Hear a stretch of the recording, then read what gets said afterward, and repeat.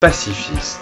Les communistes pourraient sûrement s'en servir pour infléchir les ardeurs belliqueuses des soldats américains. Et le Congrès décide donc de rendre le cannabis illégal pour exactement la raison inverse à celle qui avait présidé à sa prohibition en 1937. Et au fil des années, rapport après rapport, commandité par tout le monde, aussi bien par le maire de New York que le président des États-Unis, avec toujours cette même conclusion qui pointe irrémédiablement à une décriminalisation pure et simple du cannabis. Et pourtant, la marijuana reste aujourd'hui aussi illégale qu'elle ne l'était déjà il y a 70 ans.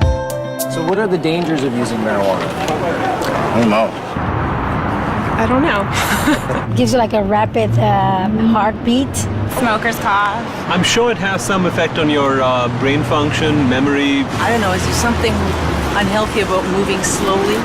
It's not good for you. You're not fully conscientious of what you're doing. Thicken some membranes in your brain or something. Well, it's been science. I guess I'm being told it's been scientifically proven that marijuana kills your brain cells. Ah oui, ça y est, on y vient. La rengaine classique, la marijuana détruit vos neurones. I thought the same thing. You know, I didn't start smoking pot until about 5 years ago. I thought pot made you stupid. You know, I bought into it just as much as anybody did. I realized when I was like 30 years old that I was tricked. I was like, you gotta be fucking kidding me. 1974. L'étude sur la santé des docteurs Heath et Tulane. Ronald Reagan annonce de sources fiables que l'utilisation de la marijuana endommage le cerveau de façon permanente. Des singes à qui on a administré 30 joints par jour ont vu leurs cellules cérébrales s'atrophier et sont morts 90 jours plus tard. Le décompte des cellules du cerveau ont permis de déterminer l'endommagement cérébral chez les singes forcés à fumer et chez ceux qui n'avaient pas fumé. Et cette étude est devenue la base du raisonnement sur lequel les gouvernements successifs et d'autres groupes d'intérêt spécialisés de pression, les fameux lobbies, se sont appuyés et s'appuient donc toujours pour établir que la marijuana entraînerait des lésions cérébrales irréversibles. Mais voilà, ce qu'ils se sont bien gardés de vous dire, c'est qu'après 6 années de réclamation, la méthodologie de l'étude en question a fini par être révélée. Et il s'avère qu'au lieu d'administrer 30 joints par jour pendant 1 an, comme annoncé officiellement, le Dr Heath a utilisé une méthode qui consistait à pomper 63 joints de force à travers un masque à gaz en 5 minutes et pendant 3 mois seulement. They suffocated the monkeys. What they did is they put these gas masks basically on their face and they pumped pot into it, but without additional oxygen. So after X amount of time, the brain shut down. Well, if you suffocate, the first thing that's going to happen is your brain cells are going to die with lack of oxygen. So what they did is they suffocated the monkey, showed all these dead brain cells, and then went on to associate it by saying that cannabis use causes your brain cells to die. And how many people, not knowing the origin of the study, have gone on to quote it and re-quote it. And now people believe it. D'autres études ont démontré depuis qu'il n'y a absolument aucun signe de dommage aux cellules cérébrales. En 2005, une nouvelle étude a même suggéré que la marijuana stimulerait la croissance de ces mêmes cellules. Mais cette étude n'a évidemment pas reçu la même attention. On imagine également souvent que la marijuana entraîne le cancer du poumon. Qu'en est-il? In the 1999 study by the Institute of Medicine that was paid for by the United States government, they had to use words like may and should cause cancer. We've been hearing for years them trying to say that it causes lung cancer, and we say, really, that's interesting because you can't even show us one case of cancer being caused by cannabis use alone. You definitely have to do it moderately because it does paralyze the cilia, but if it's not radioactive, you're probably not going to get cancer from it. Smoking it can be harmful because of the properties of smoke. Not as a result of anything in the cannabis plant, but because they're intaking heated plant matter into their lungs. People said, well, you don't know, we haven't been smoking it long enough. Look what happened with cigarettes. We've had about 4 decades, or more than 4 decades of experience. If this was going to show up, it should have shown up by now. Finally, a study came out just in the last month verifying that cannabis smoke does not cause cancer. It's different than nicotine. And the elements in the tobacco smoke do cause cancer, and the elements in the marijuana don't. There's no cases of marijuana-only smokers getting brown lung syndrome. There's no cases of marijuana-only smokers getting emphysema. Strange for a plant that's so dangerous. How come none of that? Marijuana is as bad for you or worse than tobacco? Impossible. If they had the evidence, they'd be putting emaciated bodies or emphysema, lung cancer, black lungs, they would be parading them throughout the media. They don't have one. Yet people somehow or other think that it might cause the same thing. Le fait est que si on regarde le nombre de morts dues aux différentes substances psychotropes, on obtient un résultat pour le moins différent. L'assassin mondial public numéro 1, qui devance le sida, l'héroïne, le crack, la cocaïne, l'alcool, les accidents de voiture, les feux, les meurtres, réunis. Wait for it. Le tabac. That's a nasty, dirty thing to say, son. A lovely, pure white cigarette causing cancer. It gets me right here.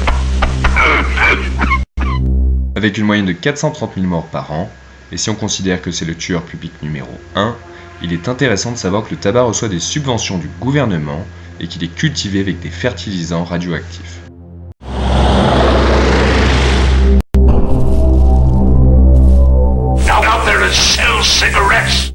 Le numéro 2 sur la liste, si on exclut une mauvaise alimentation et l'inactivité physique avec plus de 85 000 morts par an, l'alcool. Et si on s'aventure bien plus bas sur cette liste, il y en a d'autres qui pourraient bien vous surprendre. La caféine y figure avec plus de 10 000 morts par an, et certains de nos remèdes les plus populaires, tels que l'aspirine, y figurent également avec plus de 7 500 morts à son actif chaque année. Et la marijuana dans tout ça?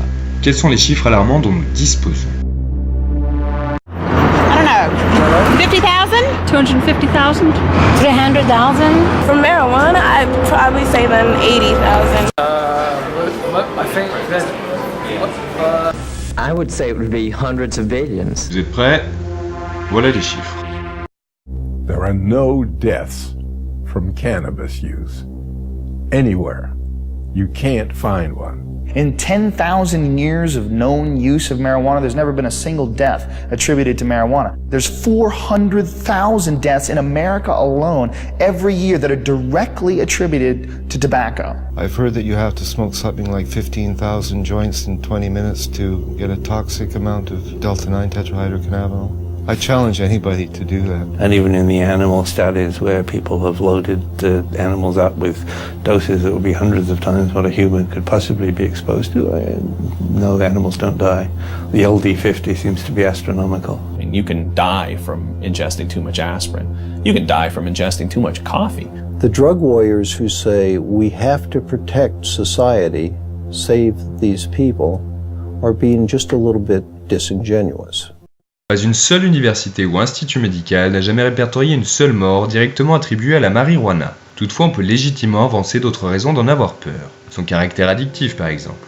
Il est vrai qu'il y a actuellement plus d'adolescents en clinique pour des problèmes d'addiction relatifs à l'usage du cannabis que pour n'importe quelle autre substance sur la planète. Ce qui a priori tendrait à confirmer que cette substance serait effectivement la plus addictive qui soit.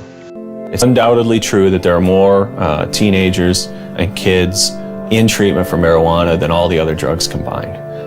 What the DEA never tells you is why that's true. A kid is caught possessing or smoking marijuana.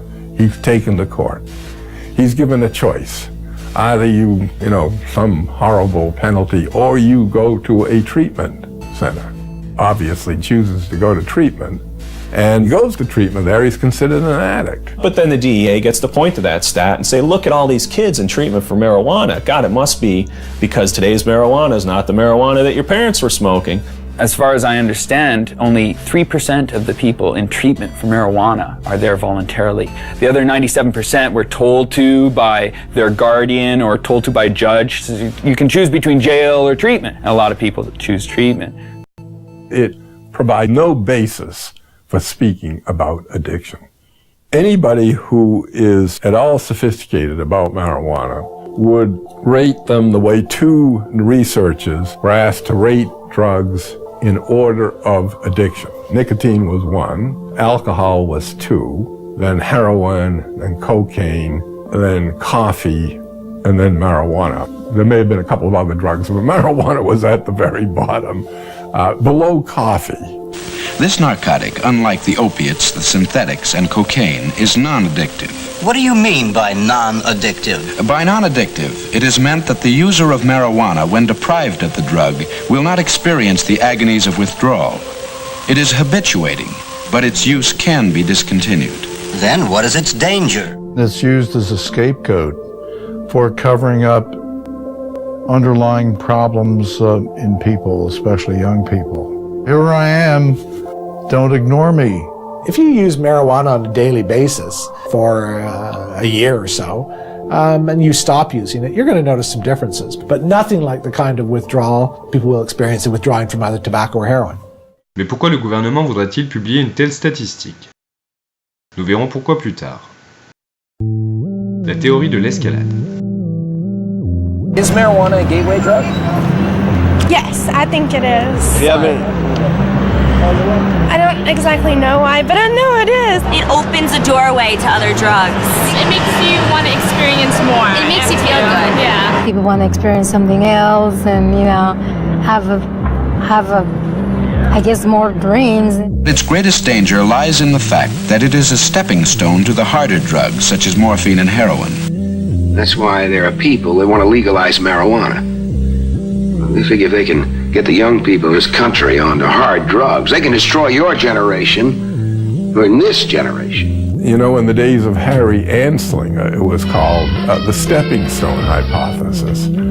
If you stepped on this stone, marijuana, you were bound and determined to go on to the next stone, which would be one of the so-called hard drugs.